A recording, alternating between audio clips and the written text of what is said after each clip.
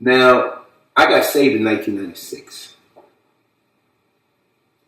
And in 1996, in my salvation, my deliverance was the first time I really had an experience with the things of God.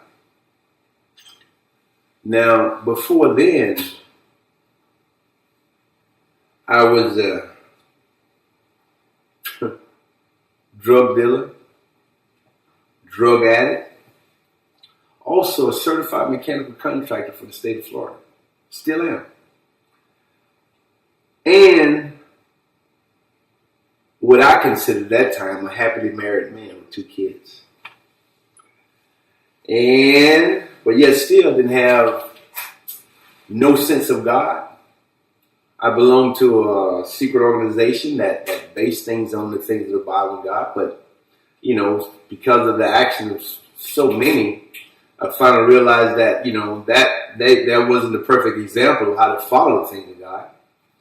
And so the world and what I was doing in the world literally just kept its course. Basically, still hustling, still clubbing, still running women and smoking dope, selling dope. And at the same time, making money in the mechanical industry. Unfaithful to my wife, had 2 kids. And every day was a real struggle because at that time before I got saved, I had been on crack for about 19 years, marijuana 27 years, smoked cigarettes 27 years, and drank liquor for about 25 years. So needless to say, I was tired of it, but I didn't know how to get out of it. And I thought this was a good time, but then everybody that's been on dope and on crack or whatever the case may be, they realize that after a period of time, you keep on doing the same old thing, you keep on giving. They realize that after a period of time, you keep on doing the same old thing. And the same old thing was a headache, a hangover, no money in your pocket, and told so many lies that ain't even funny. No money in your pocket. So needless to say, it's something that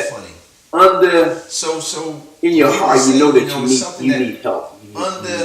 So that was my first introduction to salvation, the fact that I knew I needed help. And I had consulted God in the midst of my sickness, drug addiction, Lord, please take this away. Even to the point where I contemplated suicide. And then I reasoned out of the suicide, whereas I had cocaine on this side, I'm about a half a key. And I had my 9mm on this side. And I said, well, if I'm going to commit suicide, I might as well get high and commit suicide instead of shoot myself because, a bullet hurt. But anyway, I decided to go ahead and smoke. But and it had to be God because I smoked to the point where I couldn't even inhale. When I put the pipe into my mouth, I couldn't breathe. I couldn't suck in. I couldn't take no air in. But yet still, when I put it down, I was able to breathe. And so I don't know how that phenomenon would even work, but the only thing I know now, it had to be God because I was literally trying to smoke myself to death. And so, after that, but yet still now in the midst of all this, because this, that's why deliverance is so important because, demons or well, let's not call them demons because most people get offended when you say demons or you got demons. Let's just say influences. Influences in your life, they don't come just singular. They always come in groups. So like I said, I was an addict, I was running after money. So there's mammon, Then the addiction, that was like pharmakia. And then on top of that, I had a lust demon, I was running them women hard. I was running them. And so, and so that lustful thing was still there. So matter of fact, I ran into an old friend from college. And at the time, she was a pastor, preacher. And, in the lust spirit, she was a nice looking lady. So, the lust spirit said, well, hey, you can get that lady whether she preaches or not. So I didn't have no respect for God. It didn't matter whether she was preaching or not preaching. I had the best dope in the world, best marijuana. And if she just slip up a little bit, hey, it'd be my time. So in other words, I pursued that. Needless to say, now I'm married. 2 kids. And finna go out a preacher that's preaching the gospel. So that's how arrogant and that's how prideful I was.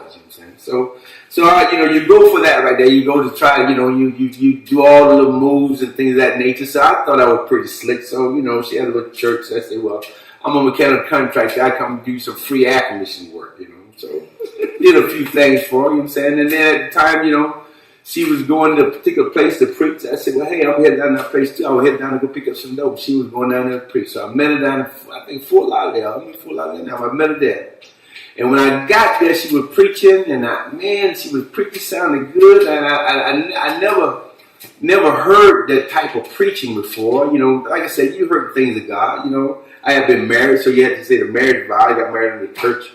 But I never heard it, you know, never really paid no attention to it. I ran to find out where she was. She was in a little church. They had a little speak outside. And man, I heard that she was preaching and just saying some things, talking about deliverance and things of that nature. I didn't know anything about it. So something pulled me out of the car and I went inside. And when I went inside, I saw her preaching. She was laying hands on people. They were falling all out and all that kind of stuff. And I'm looking at it thinking it's some kind of scheme, you know, saying you ready to take some people money.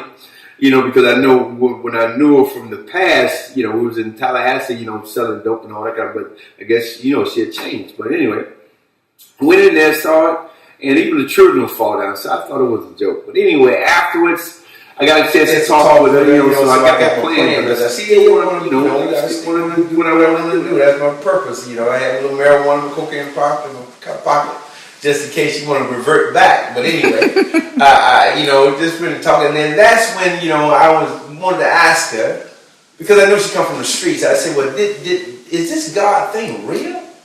You know, and then she said, yeah, it's real.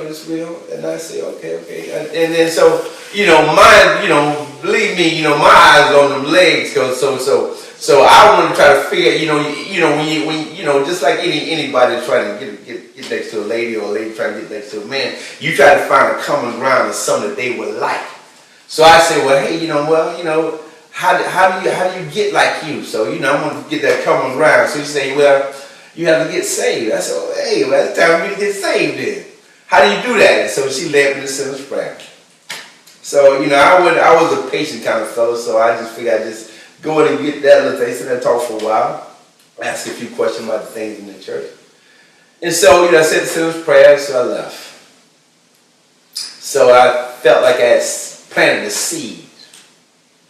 And you know, so I think the following week, she's back in the same area preaching, so I went down. That's my first encounter with seeing the demon being cast out. And I was in this little church, man. This little girl was sitting next to me through the whole service. And it was time for prayer, and the little girl came up, and she went to praying for the little girl, and that little girl started pulling her hair out of her head and screaming. And I was looking at the little girl, you know, saying, how in the world is this? Because this little girl just got through sitting beside me. And I'm saying, was this inside this little girl sitting beside me? Mind you, now I don't go to church, so I'm looking around now, everybody in the church, but what is everybody else?